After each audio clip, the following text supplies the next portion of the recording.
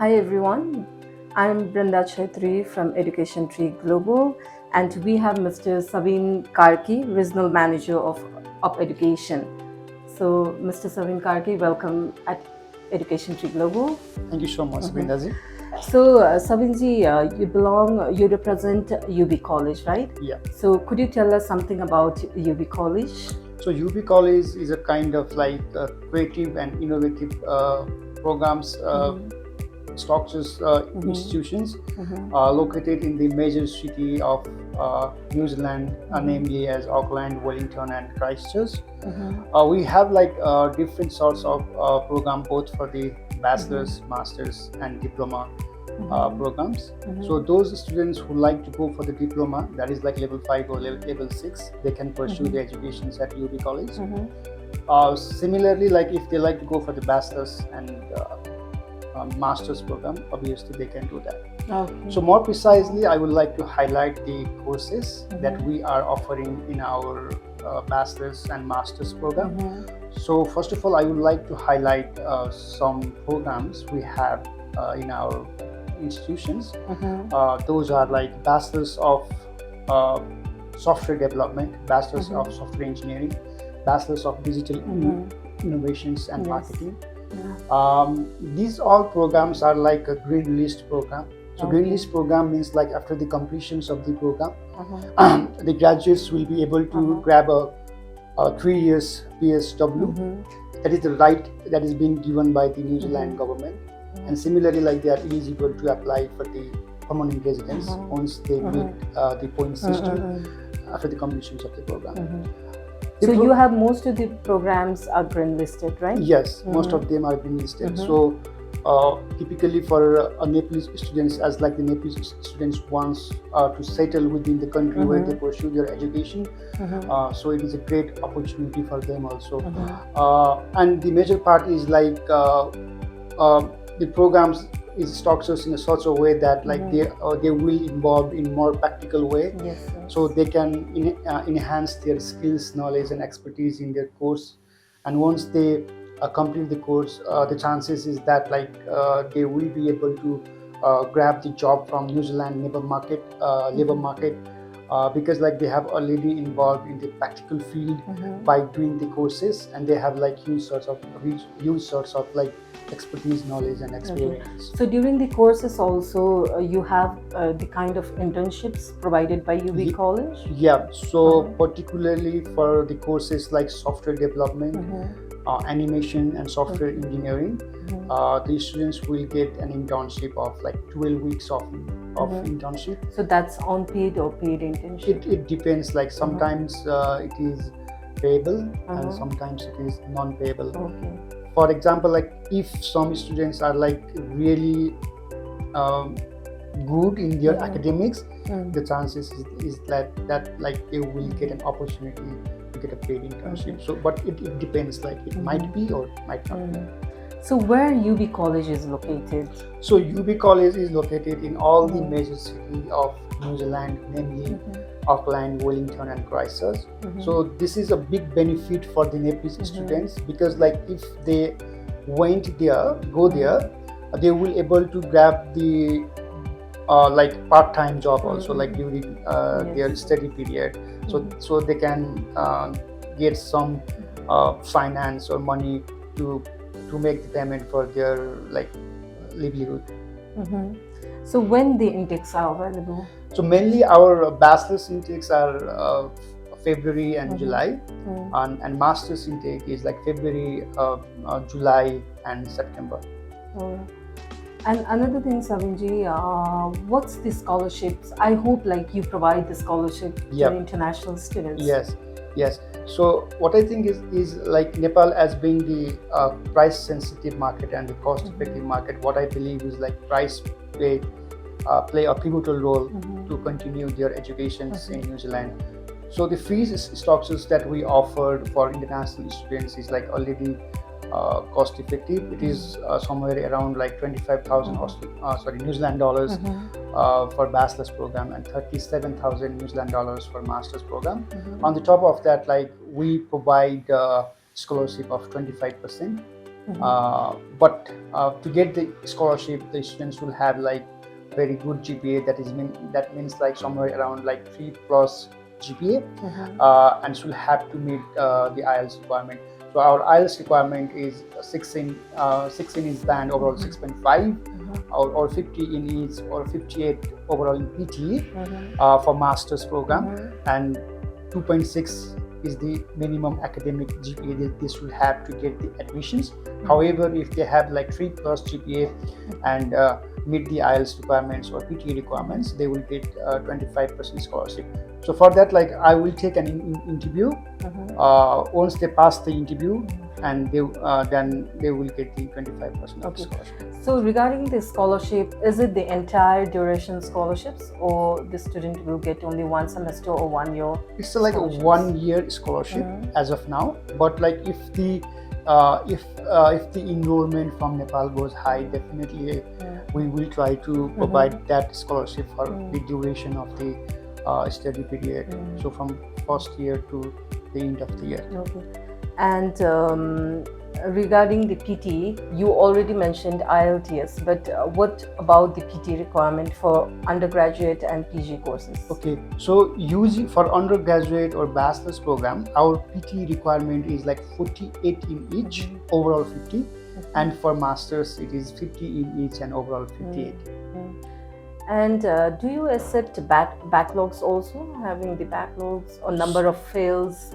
So it during depends, the bachelor? like for example, if the year 12 graduates have a back of some things like 2 or 1 subjects, that is okay. Yes. And also for masters, like it is somewhere around like 5 to 6 should be acceptable.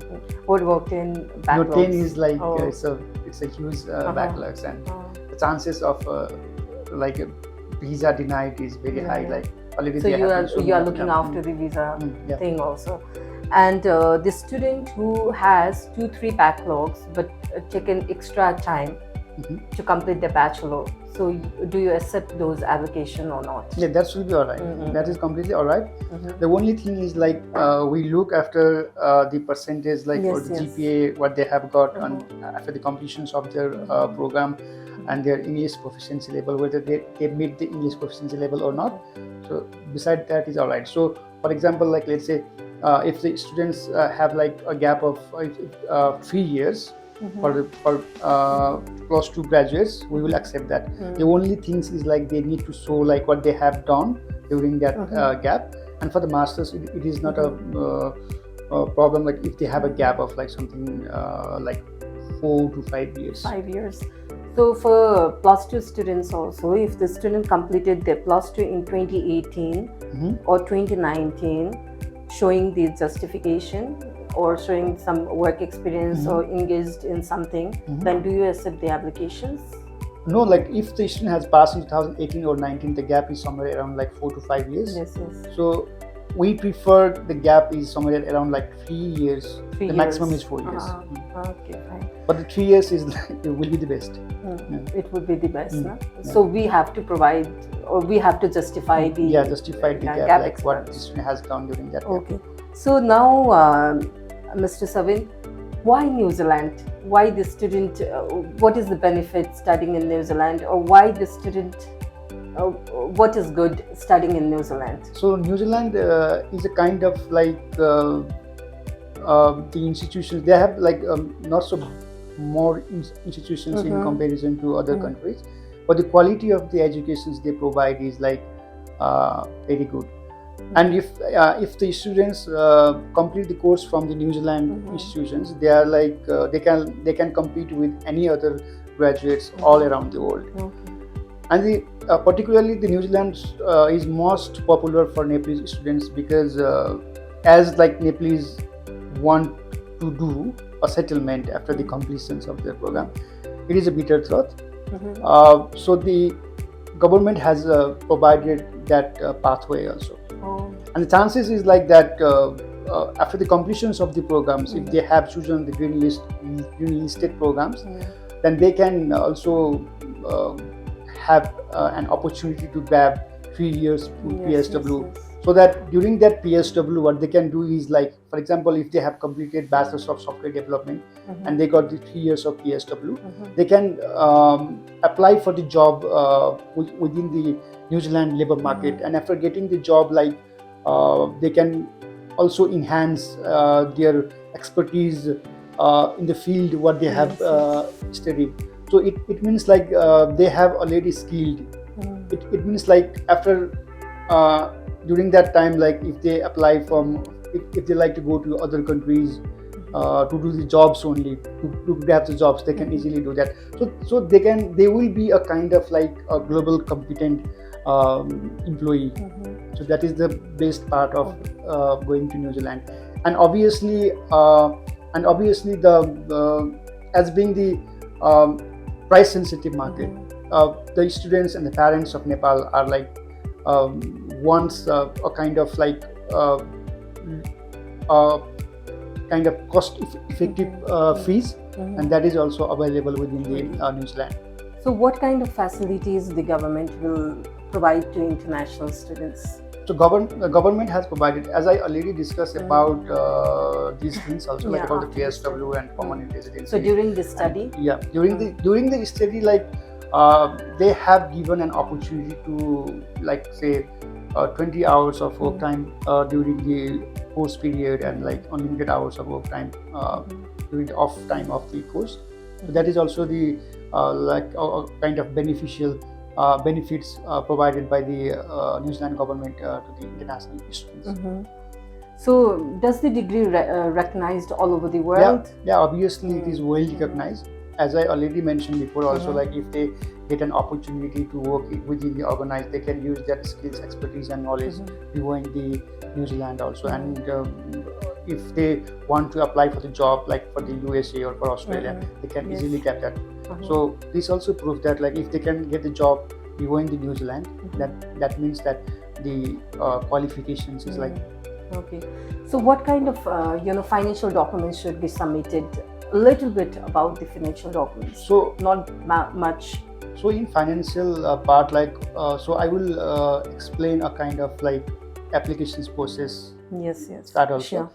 So after we apply the offer letter, we will get the offer letter, that is conditional offer letter. Then we have to make that unconditional just by fulfilling and providing the documents that has been asked by the admissions team. Then once we get the unconditional offer letter, then we can jump into preparation of financial documents. So only the daunting challenge, what I think for the students will be like, they have to provide the education loan either from Nabil Bank or Nepal SBI Bank, and the loans will be somewhere around like 70 lakhs, that is 7 million NPR. Then the other financial documents is kind of like relationships or documents. So relationship documents highlight that things like who are going to sponsors them. So they just have to show the relationship with the sponsors and themselves. Then after like a property valuations, like what sort of property the sponsors have, then the sources of income, what sort of sources of income the parents have or the sponsors have. The annual income should be somewhere around like 25 to 30 lakhs. Then they have to show also, like if the student is going for a bachelor's program, they have to show the repayment plan, like how they are going to pay the fees in their upcoming years, second year and the third years. So these are the prime documents, the financial documents that we need to prepare before submitting our financial document. And the best part of the New Zealand is that, like, the students do not have to pay the fees before they get the visa. Yes. So what's the tuition fees, Sabin? So tuition fees for YOOBEE College, the bachelor's program is $25,000. So after getting 25% of the scholarship, the fees will be somewhere around like $18,000. And for masters, it is somewhere around like $39,000. That is per year? Per year, and $39,000 for masters. Again, they will be going to get 25% scholarship. And after getting 25% of scholarship, the fees will be somewhere around like $27,000. That is nice. That's nice. So you said like you take the interview also. Yep. What kind of question will be placed to students? So the questions is like general questions. I will ask like why they haven't want to continue their further education here in Nepal, why they have chosen New Zealand, whether they have chosen other countries or not, why they have chosen YOOBEE College, and why they have chosen like the specific program, and what sort of what they know about the program details, what sort of subjects they are going to study during their course time. So these are general questions. So you'll give the second chance also, or the first attempt only there will be yes or no? I have also given third chance to my students. So like that's all right. Like once they are okay, if the High Commissions take the interview, and if I think that they can deliver very well during the time of giving interview to the High Commission, then that is okay. So I think almost we have, you have provided all the information regarding YOOBEE College and regarding New Zealand, right? Yep. Thank you so much, Mr. Sabin. Thank you so much, Bindaji, and thank you so much for your time and organizing such a session. Yeah, thank you so much. Thank you. Thank you for attending.